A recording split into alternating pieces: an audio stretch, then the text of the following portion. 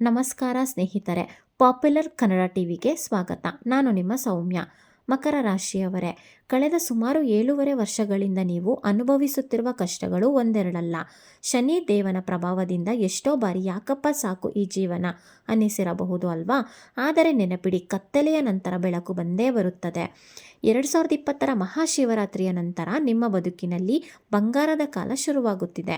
ಅಂದರೆ ನೀವು ನಂಬ್ತೀರಾ? ಹೌದು, ನಿಮ್ಮ ರಾಶ್ಯಾಧಿಪತಿ ಶನಿದೇವ ಮತ್ತು ಗುರುಗ್ರಹದ ಕೃಪೆಯಿಂದ ನಿಮ್ಮ ಹಣೆಬರವೇ ಬದಲಾಗಲಿದೆ. ಅದು ಹೇಗೆ? ನಿಮ್ಮ ವೃತ್ತಿ ಜೀವನದಲ್ಲಿ ಬರಲಿರುವ ಆ ಬಿಗ್ ಚೇಂಜ್ ಆದರೂ ಏನು? ಕೈ ತಪ್ಪಿದ ಗೌರವ ಮತ್ತೆ ಸಿಗುತ್ತಾ?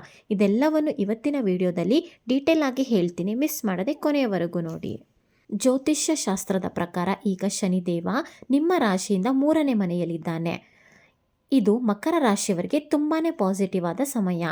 ಇದರ ಜೊತೆ ಗುರುಗ್ರಹವು ಜೂನ್ ನಂತರ ಸ್ಥಾನ ಬದಲಾವಣೆ ಮಾಡೋದ್ರಿಂದ, ಅಂದರೆ ಈ ಶಿವರಾತ್ರಿಯ ನಂತರ ನಿಮ್ಮ ಅದೃಷ್ಟದ ಬಾಗಿಲು ತೆರೆಯುತ್ತದೆ. ಉದ್ಯೋಗ ಮತ್ತು ವೃತ್ತಿ ಜೀವನ. ಮೊದಲನೆಯದಾಗಿ, ಕೆಲಸ ಮಾಡುವವರಿಗೆ ಇದು ಸಖತ್ ಗುಡ್ ನ್ಯೂಸ್ ಕೊಡುವ ಕಾಲ. ಗೌರವ. ಆಫೀಸ್ನಲ್ಲಿ ನಿಮ್ಮ ಟ್ಯಾಲೆಂಟ್ಗೆ ಸರಿಯಾದ ಬೆಲೆ ಸಿಗುತ್ತಿರಲಿಲ್ಲ ಅನ್ನೋ ಕೊರಗು ಇನ್ಮೇಲೆ ಇರಲ್ಲ. ಬಾಸ್ ಮತ್ತು ಹಿರಿಯ ಅಧಿಕಾರಿಗಳಿಂದ ನಿಮಗೆ ಫುಲ್ ಸಪೋರ್ಟ್ ಸಿಗುತ್ತದೆ. ಪ್ರಮೋಷನ್. ನೀವು ಎಷ್ಟೇ ದಿನಗಳಿಂದ ಕಾಯುತ್ತಿದ್ದ ಪ್ರಮೋಷನ್ ಅಥವಾ ಸ್ಯಾಲ್ರಿ ಹೈಕ್ ಈ ಸಮಯದಲ್ಲಿ ಖಂಡಿತ ಆಗುತ್ತೆ. ವಿದೇಶಕ್ಕೆ ಹೋಗಬೇಕು ಅನ್ನೋ ಕನಸು ಇರೋರಿಗೆ ದಾರಿ ಸುಗಮವಾಗಿದೆ. ವ್ಯಾಪಾರ ಮತ್ತು ಹಣಕಾಸು. ಇನ್ನು ಬಿಸ್ನೆಸ್ ಮಾಡೋರಿಗೆ ಲಾಭದ ಸುರಿಮಳೆ ಅಂತಲೇ ಹೇಳಬಹುದು. ಹೊಸ ಹೂಡಿಕೆ. ಹೊಸದಾಗಿ ಏನಾದರೂ ಬಿಸ್ನೆಸ್ ಶುರು ಮಾಡಬೇಕು ಅನ್ನೋ ಪ್ಲ್ಯಾನ್ ಇದ್ದರೆ ಧೈರ್ಯವಾಗಿ ಮುಂದುವರಿಯಿರಿ. ಹಣಕಾಸು. ಎಲ್ಲೋ ಸಿಕ್ಕಿ ಹಾಕಿಕೊಂಡಿದ್ದ ನಿಮ್ಮ ಹಣ ಅಥವಾ ಬರಬೇಕಿದ್ದ ಬಾಕಿ ಹಣ ಈ ಸಮಯದಲ್ಲಿ ನಿಮ್ಮ ಕೈ ಸೇರುತ್ತದೆ. ಆರ್ಥಿಕ ಪರಿಸ್ಥಿತಿ ಮೊದಲಿಗಿಂತ ತುಂಬ ಸ್ಟ್ರಾಂಗ್ ಆಗಲಿದೆ. ರೈತ ಬಾಂಧವರಿಗೆ, ನಮ್ಮ ಅನ್ನದಾತರಿಗೆ ಅಂದರೆ ರೈತರಿಗೆ ಈ ಶಿವರಾತ್ರಿಯ ನಂತರ ಕಾಲ ತುಂಬಾ ಆಶಾದಾಯಕವಾಗಿದೆ. ಕಷ್ಟಕ್ಕೆ ತಕ್ಕ ಪ್ರತಿಫಲ ಸಿಗುವ ಸಮಯ ಇದು. ಬೆಳೆ ಇಳುವರಿ ಚೆನ್ನಾಗಿ ಬಂದು ಮಾರ್ಕೆಟ್ನಲ್ಲಿ ಒಳ್ಳೆಯ ಬೆಲೆ ಸಿಗುತ್ತೆ. ಸರ್ಕಾರದಿಂದ ಬರಬೇಕಾದ ಸಬ್ಸಿಡಿ ಅಥವಾ ಲೋನ್ ಕೂಡ ಸುಲಭವಾಗಿ ಸಿಗಲಿದೆ. ಸಂಸಾರ ಮತ್ತು ಬಾಂಧವ್ಯ. ಮನೆಯಲ್ಲಿ ನೆಮ್ಮದಿ ಇಲ್ಲ ಅಂದರೆ ಯಾವುದೂ ಚೆನ್ನಾಗಿ ಅನ್ಸಲ್ಲ ಅಲ್ವಾ? ಆದರೆ ಇನ್ಮೇಲೆ ನಿಮ್ಮ ಮನೆಯಲ್ಲಿ ಸುಖ ಶಾಂತಿ ನೆಲೆಸುತ್ತದೆ. ದಾಂಪತ್ಯ.